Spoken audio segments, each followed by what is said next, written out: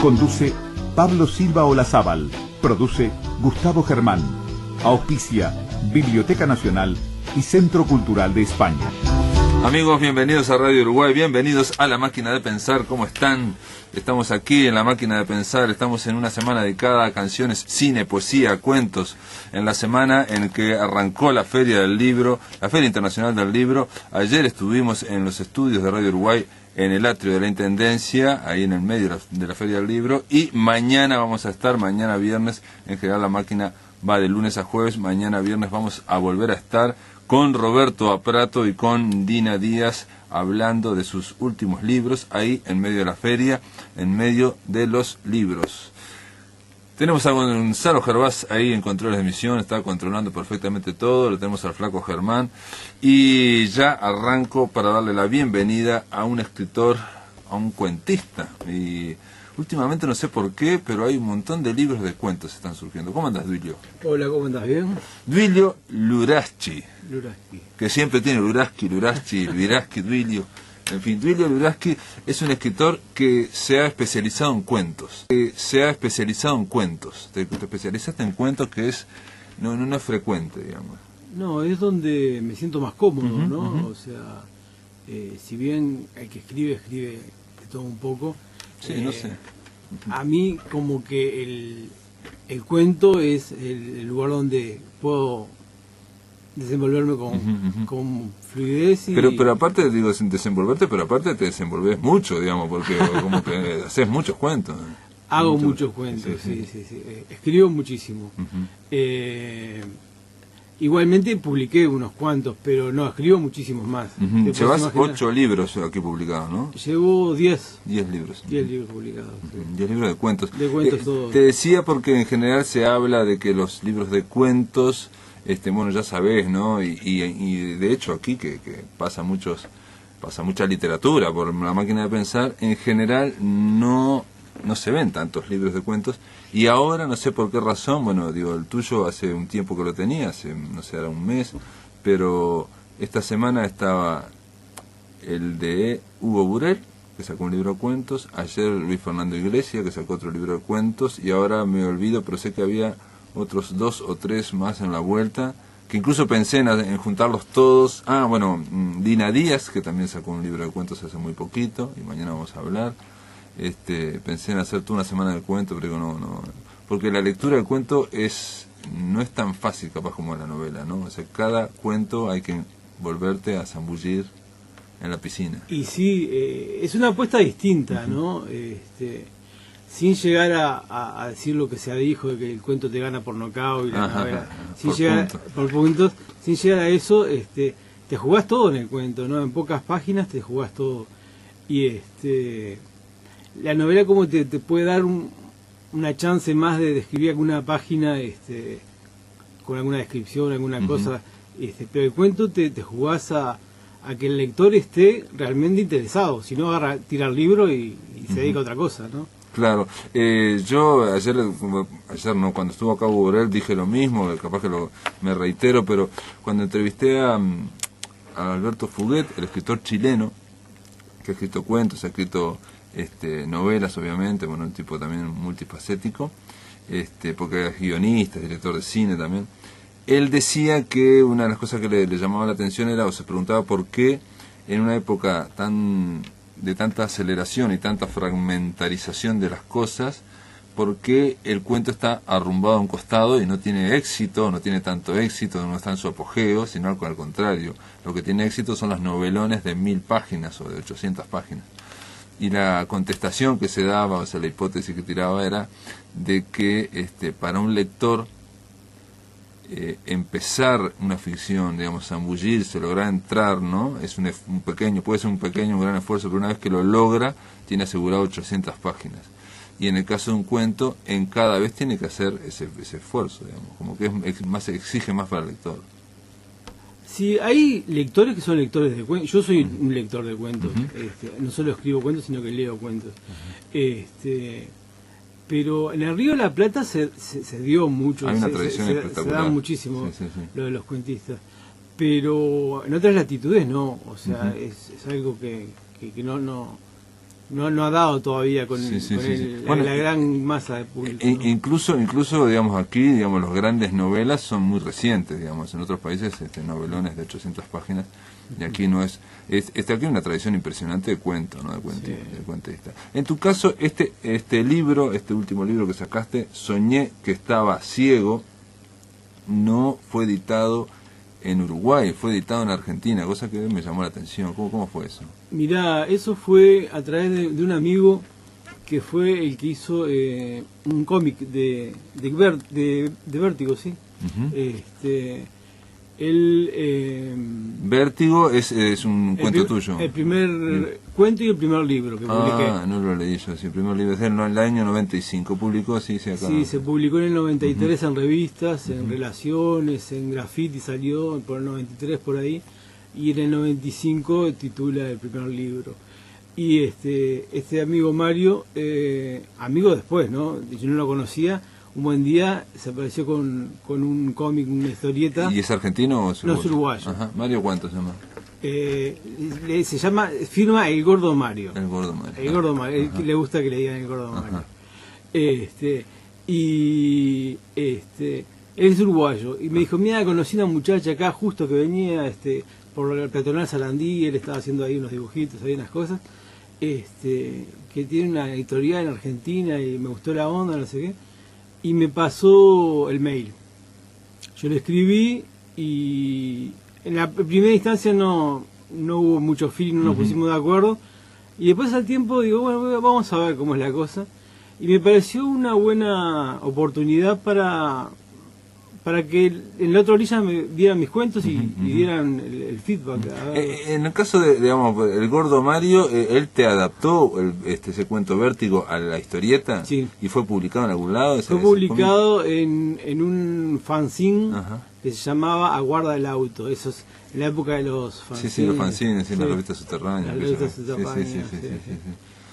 Ah, y ahora surgió esta posibilidad con la Argentina, Ediciones Encendidas, un libro que es por el formato y todo tiende a ser como muy clásico, ¿no? Como esos libros que uno encuentra del año 40, 50, ¿no? O 60, ¿no?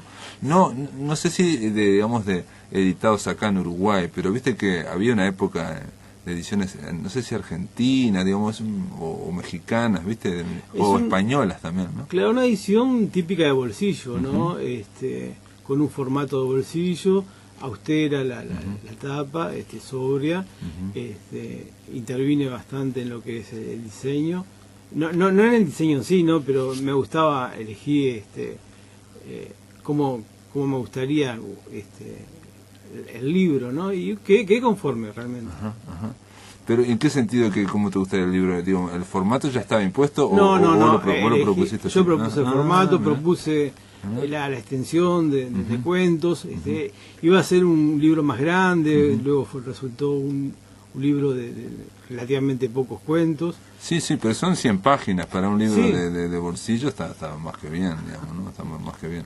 Y estos cuentos los elegiste vos, obviamente, de toda el arsenal que tenés ahí. Los elegí, a veces preguntaba a algunos amigos, gente conocida, a ver qué te parece qué te parece el otro, iba testeando. Pero en el fondo, el escritor, no sé si el escritor, en mi caso, uno le tira lo que le gusta, ¿no? Claro, o sea, tiene unos cuentos que son tal vez preferidos y a la hora de publicar como que... ¿Y esto es entonces viene a ser una especie de antología de tu obra? ¿O son todos nuevos? Son todos nuevos, correcto. Son todos nuevos. O sea, son los que te gustaron de los que están inéditos. De los que están inéditos. No de los editados, digamos. No. O sea que... Uno solo de ellos, Soñé que estaba ciego, salió en una revista. Ah, bueno, sí. Pero lo demás no. Es reciente. Y decime, bueno, de este libro. Yo te decía fuera de micrófonos que lo empecé a leer y después lo dejé y empecé por el medio, que es lo que te permiten los cuentos también, ¿no? Empezarlo por el medio y me enganché con un cuento que se llama precisamente Los Títulos, donde se narra porque hay muchos que son de viajes al interior, a pueblos del interior. Me hizo acordar a un cuento magistral que a mí me encanta de Rulfo, que se llama Lubina, que es el viaje a un pueblo también, que es exageradamente destruido, digamos, ¿no? Está el pueblo ese. En este caso no, en este caso son muy realistas, y a la vez hay como una idea muy... Es un realismo, es realismo, sí, pero es raro, ¿no? Sí, medio onírico. Los personajes sí. Es muy onírico, sí. Soñé que estaba ciego y no, ese distintos, sí, eso está claro. Y en distintos cuentos, el Monaguillo, que en una cantidad se habla de los sueños, ¿no? En Kind of Blues se sueña, o sea, es todo un ambiente onírico, sí.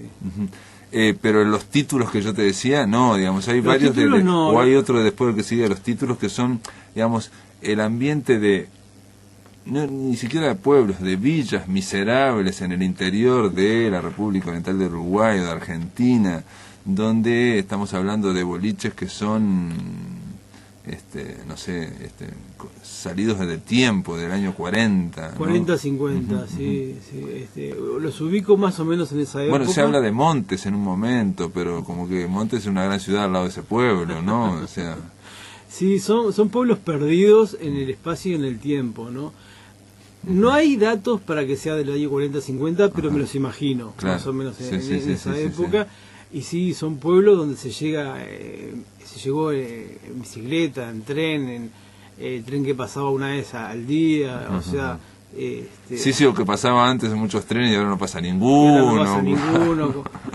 O le preguntan por las calles y no se sabe qué calle es y se termina ahí en el campo. Hay un nomenclator, pero nadie conoce el nombre de las calles. Claro. Y decime, porque esa es otra visión. Digo, cuando decimos que es onírica, si fuera una película, es esos pueblos donde se llega, donde no hay, está todo el mundo durmiendo la siesta y donde no se despierta, parece... Hay poca gente del boliche y después se juntan todos a comer una buceca. Es el gran acontecimiento del día, la buceca, donde se juega también a juegos de azar, y la gente puede jugar a las cartas, a la lotería, unos pesos, y bueno, y ahí se apuestan grandes cosas y pequeñas cosas, ¿no? Por ejemplo, los títulos. Claro, no, pero aparte, digo, estamos hablando de... hay una gran descripción. A vos te gusta, digamos, describir el ambiente y dar otra cosa a partir de esa descripción, ¿no? Y entonces se ven, yo que sé, gatos o estos que son milenarios, ¿no? O las mesitas que están sin mantel. Hay una que tiene un mantel de hule, sí, uno lo ve perfectamente, ¿no? Sí, yo cuando los voy escribiendo me los imagino. Los ambientes, los lugares, y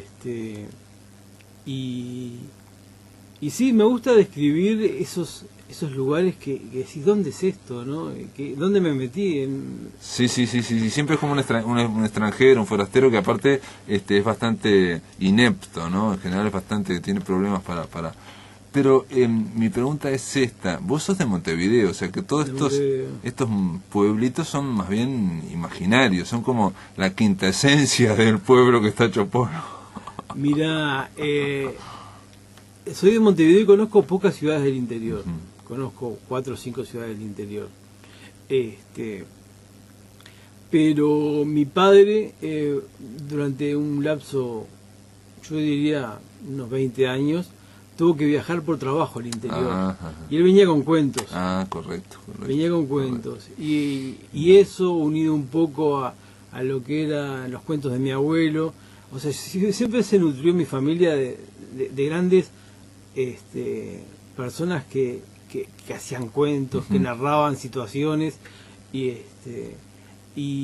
eso me fue enriqueciendo, me parece. Porque también yo supongo que aunque vos no quieras, también esos pueblos también lo sacás del cine y también lo sacás de la literatura. Por ejemplo, cuando hablamos de estos pueblos hechos polvos, digamos, es fácil pensar en los cuentos de Felisberto también, donde van a un bar que en realidad se saca de un bollón, que hay un queso y no hay nada más que eso, en fin, donde y él le pregunta, ¿y no pueden prepararme un café con leche? No, porque acá no tenemos, lo que tenemos es tal cosa.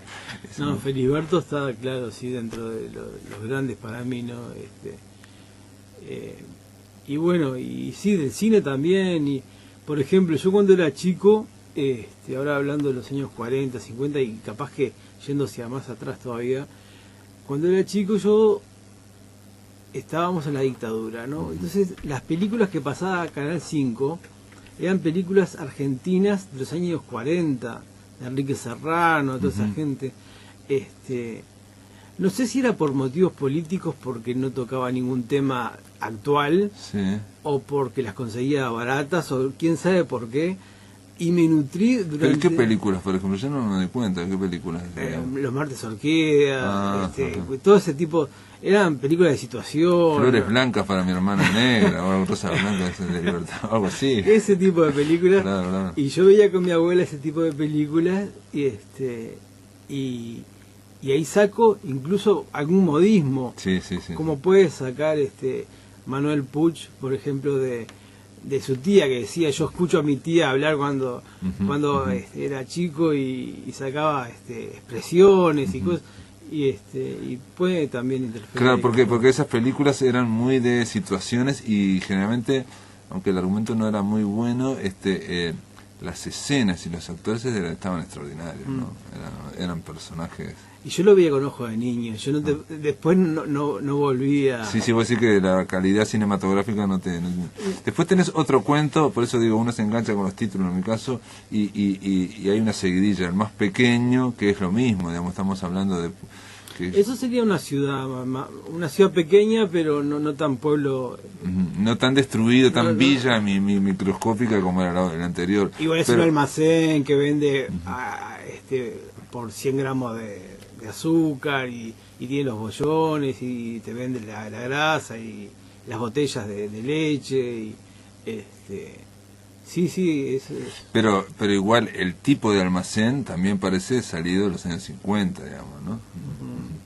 Simplemente para decirles lo que dice el más pequeño, que se llama este cuento, dice algo así como: el local tenía un cartel de latón con un aviso de un dentrífico americano. La puerta que se imponía sobre los escalones gastados era de metal, de hierro forjado. A los lados tenía 2 ventanales con rejas pintadas de blanco, donde colgaban macetitas con malbones. A ver si dice algo. Bueno, lo que pasa es que hay que ver, este hombre guarda la plata en un bolsón, eso me quedó lo cual parece muy antiguo. Duilio, después de la pausa vamos a seguir conversando sobre este libro de cuentos, Soñé que estaba ciego, y bueno, vamos a conversar sobre la literatura también. En el aire de Radio Uruguay, La Máquina de Pensar. Si querés volver a escuchar charlas, entrevistas o columnas, ingresa a piensamáquina.blogspot.com y bienvenido al corazón de las palabras.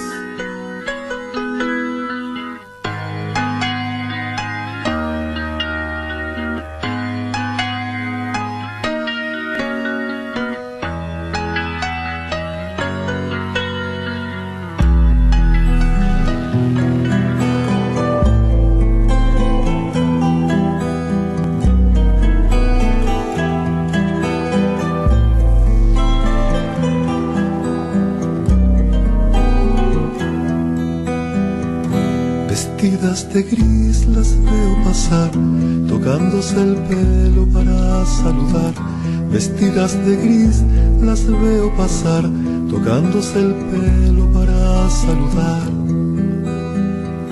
Cantando canciones que tienen sentido, usando sus letras para transmitir mensajes que el viento traslada lugar por lugar. Van urdiendo el tiempo, van sembrando sueños, todas juntas van, todas juntas van. Vestidas de gris las veo pasar, tocándose el pelo para saludar. Vestidas de gris las veo pasar, tocándose el pelo para saludar.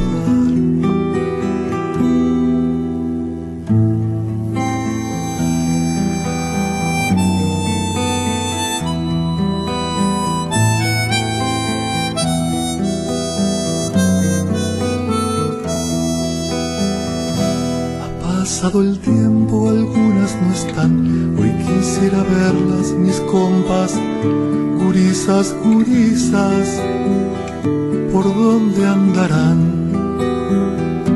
vestidas de gris las veo pasar, tocándose el pelo para saludar. Vestidas de gris las veo pasar, tocándose el pelo para saludar.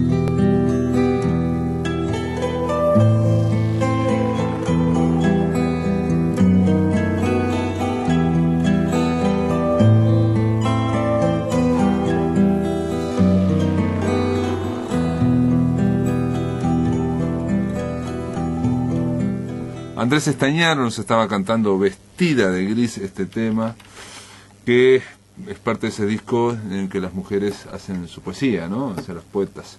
Estamos aquí con Duilio Luraski, Soñé que estaba ciego, Ediciones Encendidas, un libro editado en Argentina, pero está disponible acá, Duilio. ¿O? Acá está en La Lupa, por ejemplo, acá cerca de la Ciudad Vieja. Sí, en Bacacay, entre Sarandí y Buenos Aires, en La Lupa. Bueno, sí, es una buena referencia.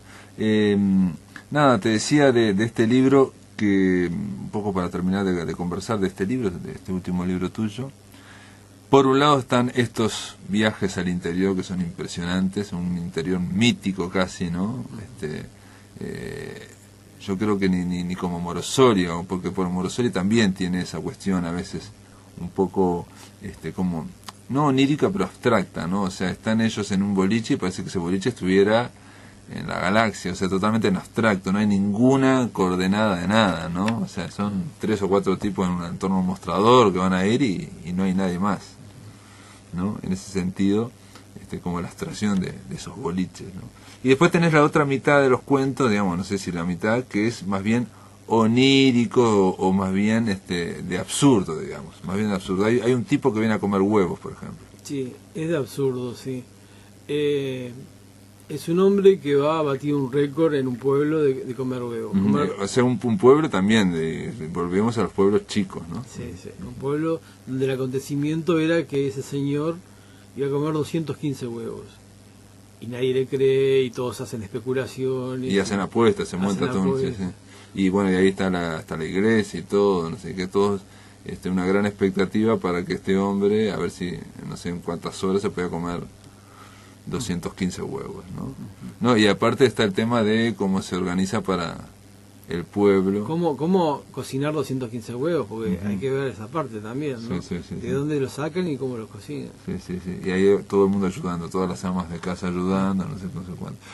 Hay una cuestión, por un lado, media absurda, y después por otro lado está un humor, ¿no? Hay como un humor, dicho todo en serio, eso sí a la manera, digamos, de Morosorio, o bueno, Felisberto también, ¿no? O sea, no, es un humor como involuntario o que está por debajo, no hay en ningún momento hay como una intención de hacer humor con. No, el humor se da por el propio absurdo, ¿no? El absurdo de por ejemplo, hay cuentos que los saco de Kafka, que para mí Kafka es el absurdo andante, ¿no? Bueno, Kafka es un tipo que tenía mucho humor y sin embargo cuando se habla de lo kafkiano nadie piensa eso y tiene cosas muy graciosas, pero ese yo creo que hacía, ¿no? Intencionalmente hacía cosas graciosas, ¿no? Hay cosas absurdas totalmente, como yo cuento siempre el del buitre que le come los pies a un hombre que está tirado en el piso. Y el hombre se resigna a que el buitre le coma los pies, pero no, o sea, tiene que levantarse e irse, nada más. Pero está resignado y está fatalmente resignado. O los niños que golpean una puerta y pasa algo terrible por golpear una puerta. El mismo proceso es algo sí. No, pero el proceso es más bien angustiante, ¿no? Sí. O sea, no hay, digamos, tanto gracioso. Pero tiene y que es más absurdo que la metamorfosis. Bueno. El hombre se preocupa porque no podía trabajar y no se preocupa. Sí, por llegar en hora al trabajo y el problema es que como está convertido en un cascarudo no puede bajar de la cama. Sí. Pero igual quiere llegar y está pensando los minutos, 15 minutos, si llega tarde, cuánto lo van a descontar. Que va a ser un vago, que van a decir que es un vago, que no van a decir... Sí, no, que nunca había llegado tarde. Sí, está solo pensando en eso cuando tiene problemas gigantescos. Sí. No, y después tiene otro, bueno, el famoso de, ahora no me acuerdo, el de Odradek, que es una especie de monstruo extraño, Instrucción a un padre de familia, como se llama, algo así, que también hay una cuestión de que hay una especie de ser monstruoso y todos hablan bien, pero todos son absurdos, digamos, no son más bien graciosos. En este caso, Soñé que estaba ciego, tenés algunos que están jugados a... Por ejemplo, hay uno que me hizo acordar también a Felisberto, cuando plantea de que él puede hacer dormir una paloma, eso es en otro cuento, en 7 segundos. Y después dice, y es más, y puedo hacer dormir a una persona en 7 segundos, ¿no? Era como... Me hizo acordar un poco aquello de Felisberto y de Cocodrilo, ¿no? El hombre que decía, yo puedo llorar si quiero. Sí, ese se llama Actuación, y es muy onírico el cuento, y bueno, y es un cuento con vuelta de tuerca que no estoy utilizando ahora últimamente cuentos con vuelta de tuerca, pero ese sí tiene una vuelta de tuerca. Los primeros tienen vuelta, digamos, tienen un desenlace inesperado, están jugados a un efecto, digamos, ¿no? O sea, que pasó tal cosa. Los que yo comenté, los de los títulos, esos de los pueblos, no tienen ningún desenlace inesperado, y es más, te diré que en mi caso, por ejemplo, en El Viejo, el Viejo también, no tiene ningún desenlace. Pero estaba pensando en el más pequeño, en el del almacén, este hombre almacenero, que es donde hay niños que muertos de hambre que vienen a pedir fiado, y él dice que no, acá no se fía, entonces lo insultan, lo amenazan. Mi madre tiene a su hermano que es un asesino, y dicen no se fía. Ese hombre, ese cuento, no tienen grandes desenlaces inesperados, y que algunos dan la impresión que podían haber seguido. No sé, para mí no. Tal vez para un lector, porque este hombre tiene ahí una relación con esta mujer y un hijo. Tiene una relación, un hijo, y guarda el dinero con un fin específico. Y yo lo quise... muy complejo, sí, un fin muy retorcido, digamos, ¿no? Y quise yo quise que ese fuese el fin, ¿no? Que dejara a la gente pensando, y bueno, posiblemente que cree el fin también el lector, ¿no? Bueno, en realidad estamos hablando de una trama que no lo podemos develar, pero es un señor que tiene un almacén, que está casado por segunda ocasión con una señora que es bastante, apocada, y tiene una hija que es muy fea, en fin, toda una cosa así, todo muy como mínimo, digamos, o muy miserable, digamos, y entonces vienen otros gurises que tienen problemas para cenar esa noche, ¿no? O sea, tienen hambre, ¿no? Tienen problemas para la leche y para esto, y él no fía, bueno, porque está guardando la plata para... Y esa de cuando se devela para qué la está guardando y cómo es la historia, eso yo pensé es como un argumento de telenovela, de teleteatro, que se da en los pueblos, se da esos argumentos como de teleteatro donde, ¿no? Los bastardos y los seres, ¿no? Hijos naturales, que no sé qué, que no sé cuánto, esas cosas. Y por eso digo que parecía que continuaba el cuento, ¿me explico? Es que se puede hacer una segunda parte del cuento. No, que podía seguir, digamos, porque una vez que se veía, pero también te ocurre como a veces ocurre con Carver, ¿no? Que uno se terminan los cuentos, parece que los terminara en cualquier momento, y que uno siguiera, sí. O sea, la imaginación sigue. Carver mucho más que yo, sí. Pero a mí me da la idea, y de la misma forma como terminan sin desenlace inesperado, o sea, terminan, que parece que terminan en cualquier lado casi, ¿no? Empiezan, parece como que empezaran en cualquier lado. Sí. No hay tampoco... No hay un mecanismo de relojería como puede ser O. Henry, por ejemplo. Claro, y no hay un mecanismo, digamos, para tratar de pensar que tu primera frase enganche y diga, esta es la frase matadora para que el lector se zambulla, ¿no? Sino que parece que ese cuento venía de antes, justo pasó ahí y después se termina. Sí. ¿Eso lo haces a propósito? Sí, ¿O te sale? No, o sea, todos los cuentos, todas las formas de escribir cuentos son un poco a propósito y otro poco lo que sale, ¿no? Claro. Pero tengo una cantidad de cuentos distintos, o sea, si bien las temáticas pueden ser recurrentes, algunas en los 10 libros, por ejemplo, la religión, por ejemplo, o la burocracia, la ¿no? burocracia, Sí, no sé, el tema de como Providencia, sí, las oficinas, claro, Providencia. Que acá está en la de Soñé que estaba ciego. Son temas, pero la forma de plantearlos son distintas.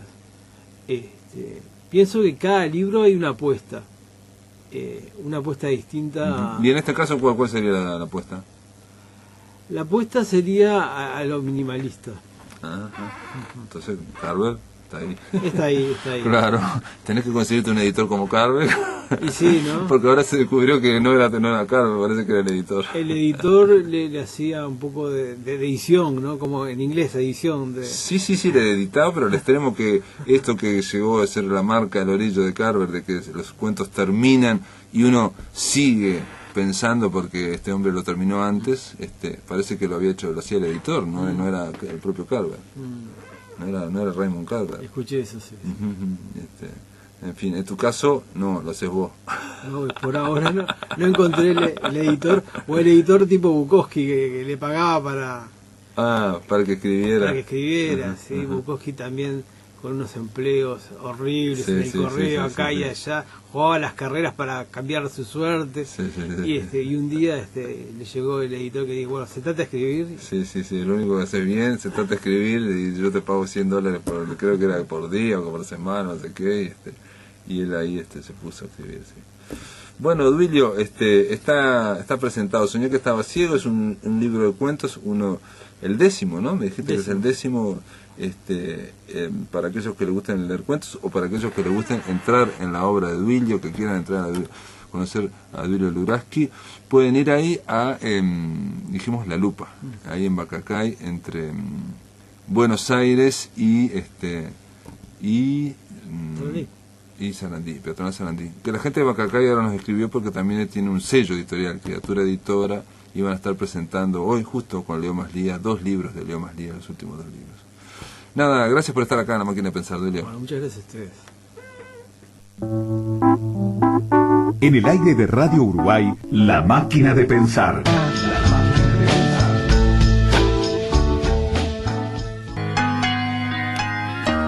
Continuamos en La Máquina de Pensar, en este tercer bloque nos vamos a pasar de los cuentos vamos a pasar a la poesía, pero antes quiero decirles que para mañana en la feria simplemente hay una programación muy nutrida, simplemente voy a mencionar a las 19 horas se va a presentar en el Salón Rojo, disposición final, la confesión de Videla sobre los desaparecidos del autor argentino Seferino Reato. Se trata de una entrevista que dio mucho que hablar de este libro a Rafael Videla. Y a las 20 horas va a estar Sandino Núñez y el relanzamiento del Miedo es el mensaje, ese libro editado en y la charla se llama El biopoder y las nuevas formas de la doctrina de la seguridad nacional. Todo esto a cargo de Sandino Núñez. Simplemente para decir 2 de los distintos eventos que van a ocurrir mañana viernes en la Feria Internacional del Libro. Ahora le doy la bienvenida a Sebastián Rivero, poeta coloniense. ¿Cómo le va, Sebastián? Muy bien, Pablo. ¿Cómo estás tú? ¿Cómo andás? Bien. Sebastián Rivero Cirgalea. Este hombre es nacido en Colonia, es profesor de historia, es periodista, dicta clases en el CERP, ahí de Colonia, entre otros libros de históricos, hizo dentro de la investigación histórica y cultural, editaste Antología Sintética de la Poesía Coloniense desde el siglo XVIII a la actualidad. Esto, recuérdenlo porque este título creo que va a tener que ver con el libro que vamos a hablar ahora, que no es de historia, y La Guerra Grande en Colonia. Y después en poesía editaste Cuerpo y Sombra de la Voz en el 2003, La Cárcel del Silencio en el 2005 y Pequeños Crímenes Cotidianos en el 2008, y ahora acabas de editar este año Res Pública. Exactamente, sí. Decime, Sebastián, que en la tapa, un detalle no menor, y está muy bien, en la tapa tiene un cuero de vaca con una mancha, una de estas vacas holando, pero la mancha de la vaca tiene el perfil del mapa del Uruguay. Del Uruguay, exactamente, que es un poco, claro, es un símbolo de lo que va a ser el libro. Eso fue algo que arreglamos con el editor, digamos, entre otras etapas más, que salió esta, y digamos que bueno, ese es el símbolo de lo que es esta Res Pública, o bueno, eso como decías tú, es una historia del Uruguay hecha, digamos, simbólicamente, ¿no? Digamos, no hay, aunque hay una especie de idea de dar casi etapas históricas, pero digamos, todos son como voces y personajes que hablan, ¿no? Es como una recorrida poética a ese espacio imaginario que podría ser el Uruguay o la historia del Uruguay a nivel, digamos, imaginario. Y es un paseo, digamos, es un viaje muy personal de Sebastián Rivero, pero a la vez es muy reconocible de qué está hablando, de qué estamos hablando acá. Estamos hablando del Uruguay. Cuando yo te decía que cuando recibí estos libros hace un tiempo, los recibí junto con el de Adolfo Sarmiento y de la editorial, los dos publicados ahí en Estuario, me dijeron, mirá, son libros que son afines o paralelos, son libros que de alguna forma tienen que ver con el imaginario histórico, colectivo uruguayo, o sea, con lo que nosotros creemos que es el Uruguay y lo que fue el Uruguay. Y Sarmiento tiene uno de los poemas, ahí me acuerdo porque se lo hice leer acá, es un homenaje a Sex Pistols, y en vez de God Save the Queen es Dios salve a la vaca.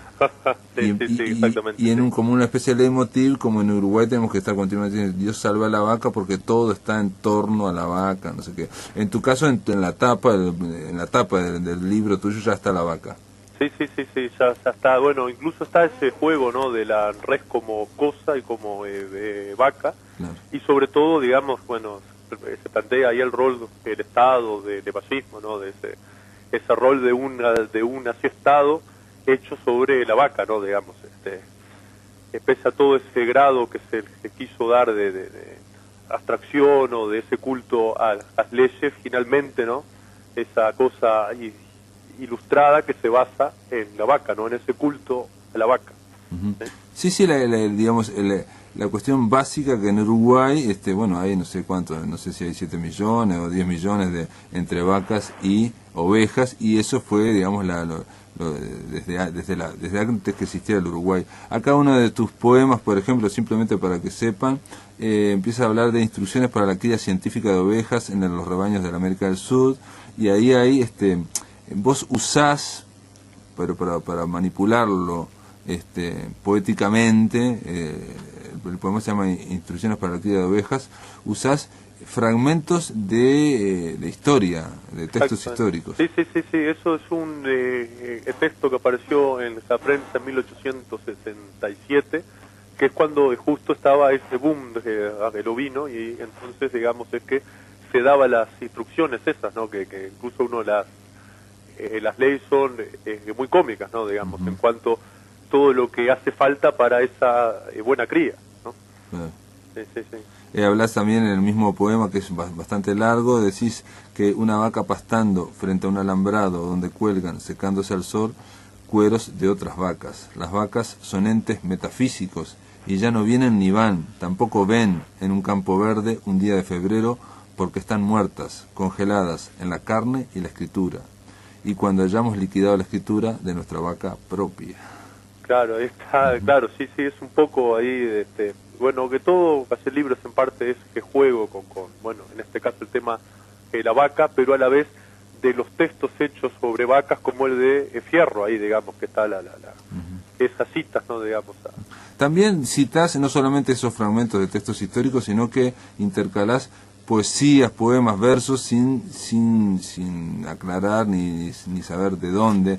En el caso realmente me sorprendió porque justo acabo de leer la semana pasada el libro sobre Susana Soca, que incluyas versos de Susana Soca, ¿no?, la demente. De Susana Soca, claro, y justo en el texto ese que habla de Iris, que digamos uh-huh, un poco de la misma época, digamos, es como, bueno, hace una especie de juego, contrapunto entre lo que es Soca y ese texto y lo que fue la vida de Iris Cabezudo, ¿no? Y de esa cosa, ese episodio que impactó que tanto en esa época y que casi impacta visto desde hoy día, ¿no? Pero ¿y por qué a vos digamos en este viaje imaginario en torno a este imaginario uruguayo, vos exhumás realmente, porque nunca mejor dicho, o sea, sacás de abajo de la tierra, sacás un caso que ocurrió en 1935, donde una joven normalista, o sea, alguien que aprendía magisterio, mató a su padre en una quinta de la calle Larrañaga. Sí, bueno, eso fue un poco lo que me mueve, fue hace un libro que salió hace varios años de Capurro, hace estudios enormes sobre este caso. Entonces, eso fue lo que me lleva a armar este texto, pero digamos que hace un poco el caso ese y otros, incluso Soca, es ver esa gente que estaba o que estuvo en los márgenes, no ver, digamos, cómo, digamos, esas víctimas el Estado o esa gente que hace, escribe o que vive desde que hace el margen, y por eso un poco el caso Iris, y sobre todo explorar, digamos, ahí aparece lo que piensa ella, ¿no? Es en todos imágenes que piensa ella, y era, digamos, ver en ese y en otros casos esos márgenes, ¿no? Digamos, esas especies de víctimas del Estado. En este caso yo pensé en Susana Soca porque, digamos, no sabemos, pero tenía un padre que era súper famoso, súper poderoso, Francisco Soca, y alguien que tenía un carácter muy fuerte. Todo el mundo dice que era fuertísimo carácter, porque era alguien que había salido de la nada, prácticamente de lo más humilde, había llegado a lo más alto acá en Uruguay, y no solo como prestigio científico, sino casi como en plata, ¿no? En mucha plata, y bueno, acá está como justo pones algunos versos del poema de Susana Soca donde habla de la demente, ¿no? La demente canturrea, dicen que no tengo nada. Claro, sí, bueno, y así igual, digo, esa puede ser otra línea más de Soca, con todos esos vínculos que ella tuvo. Igualmente estaba siempre en el margen, y bueno, digamos, quizás bajo ese padre, ¿no? Que castró en parte, o ese vínculo que también fue el de Iris con el padre de ella, que finalmente lo mata, ¿no? Entonces, quizá por ese lado sí, que puede ser otra línea para ver ese vínculo. Después tenés algunos poemas que están dedicados, y ya no necesariamente a este imaginario colectivo uruguayo, sino que están dedicados en epígrafe, están dedicados a poetas, que me llamó la atención. A Carlos Mastronardi, un poeta argentino, ¿no? Sí, argentino, sí. Porque no, primero que lo conozco de nombre nada más, por a través de Borges y otros más, pero no conozco su obra. A Mariela Nigro obviamente sí, la conozco a Mariela, y es una gran poeta. Después a Jacobo Figman, que no sé quién es. Figman, bueno, esos textos se integran la parte 2, que es de pequeños crímenes, que digamos en el libro apareció República, que es lo nuevo, más esa obra que ya había aparecido antes y sale otra vez con algunos cambios. Y los textos estos, por ejemplo, el que es Figman, que es un escritor de los años 20 de Argentina, es un poco, digo, ahí que se habla de la vida de él, ¿no? De un escritor, digamos, muy fuerte, con las imágenes así intensas, que terminó internado en el Borda. Entonces, un poco yo que tomo la vida de él, tomo imágenes de él, digamos, de varios versos, y bueno, y elaboro eso. Y en los otros igual hay algo así. Mastronardi hizo así varios textos sobre el tema de los ríos, el Paraná, creo. Entonces hay un poco, hace un diálogo, digamos, entre el río de la Plata acá y la imagen de el río que construye él.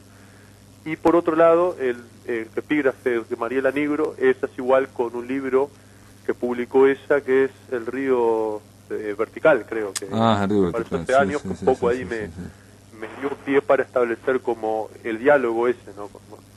Con estas obras, ¿sí?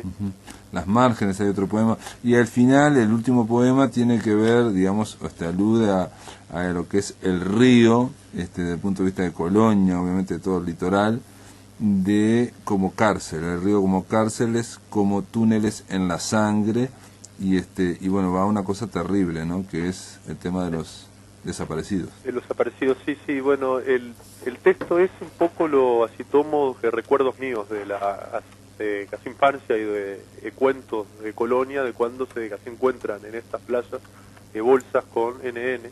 Claro, los que tiraban digamos, de los aviones, que supuestamente no tenían que regresar, pero bueno, algunos llegaban hinchados y decían que eran orientales, digamos, que eran coreanos. Sí, exactamente. Entonces acá hubo, ahora no me acuerdo bien en qué año, pero es un caso así, y yo, digamos, tomo eso y lo asocio con, digamos, con lo que es ese tema de la infancia, que un poco designa esa parte del libro, con lo que es, bueno, así hacia el bosque, con lo que es todas las imágenes esas, ¿no? El contrapunto entre cárcel y después la playa, o lo que es hacia el bosque, ¿no? Un poco, y hacia el margen esa, ¿no? Digamos que en hacia el libro ese como que ronda eso de los márgenes, ¿no? De esos cuerpos. Sí, lo que llega a la orilla, digamos. Exactamente, o claro, eso que no está en ninguna parte, digamos, y que digamos en búsqueda de ese yo, ¿no? Digamos. Y en esto quería preguntarte, porque es una cuestión como lector mía nomás. Sí,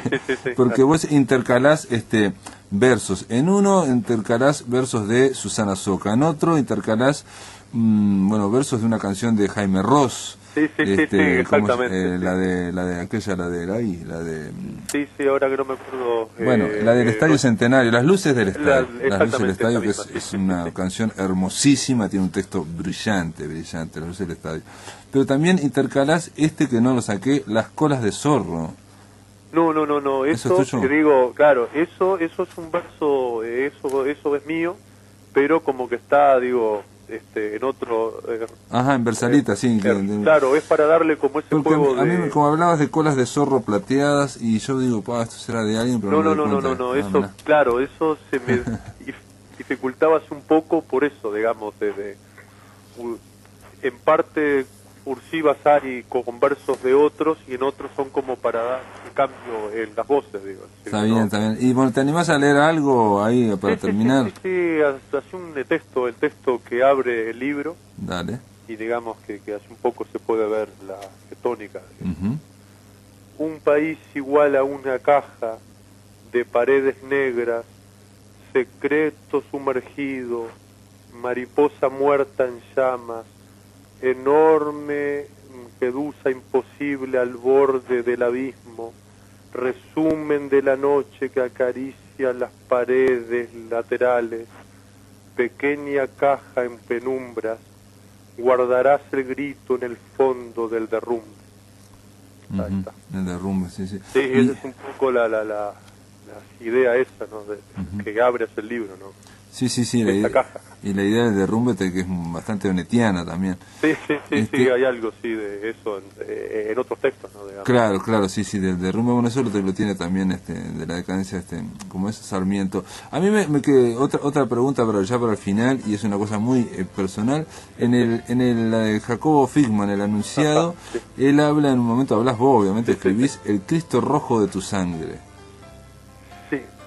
Bueno, eso porque hay un texto de él, creo, o él creo, yo ahora me acuerdo bien, que como que en una parte se decía él que una especie de está muy jugado, este poema está muy jugado las imágenes, ¿no? Imágenes brutales, pero ¿no? hay varias que son imágenes de él, así incluso de lo que después estuvo en una época en la calle, que fue hace antes que lo internan, y que hablaba que era una especie de Cristo rojo, digo, ahora no me acuerdo bien. Porque estamos hablando de un poeta que fue como visionario, después que terminó en un manicomio, ¿no? Sí, y muchos, digamos, de los textos de él como que tienen esa base, digamos. Hay uno muy largo que habla sobre el ángel, o los ángeles, y bueno, y entonces uno ve esa parte mística, ¿no? Digamos, él como que llega en algunas cosas hacia una cierta línea casi mística o mística. Después hay otro poema pero ya no hay tiempo, pero dedicado a Cavafis. Cavafis. Cuando ¿te gusta Cavafis? Sí, eso digo, mucho sí, incluso por esa mezcla que hay entre el mito, entre la historia de Grecia, bueno, y el hoy, ¿no? Digamos, eso. Sí, ese viaje, digamos, imaginario a través del mítico, ¿no? Exactamente, de lo casi histórico, que lo hace muy bien. Digo. Está bien. Sí. Bueno, cuando hagamos la semana Cavafis ya sabemos que te tenemos que llamar para conversar, y bueno, a ver si algún día venís también por acá por Montevideo. Sí, encantado. El otro el mismo, ¿no? Montevideo, Colonia, voy del otro lo mismo. Exactamente, es un poco mi vida, que desde hace años el viaje es constante, ¿no? Está bien. Entre un sitio y otro, y la ruta, ¿no? Digamos, quizás esté más en la ruta, que las ciudades, ¿no? Por eso te pones a pensar en la vaca, y por eso te pones a pensar en el campo, por eso. Exactamente. Todo, eso lo explica todo. Sebastián Rivero, te mando un abrazo grande vos. Muchas gracias, Pablo. Saludo a la gente de Colonia, a toda la gente que conozco y a la que no conozco también. Sí. Es una ciudad impresionante, bueno, hemos ido varias veces. Gente, mañana continuamos aquí en La Máquina de Pensar.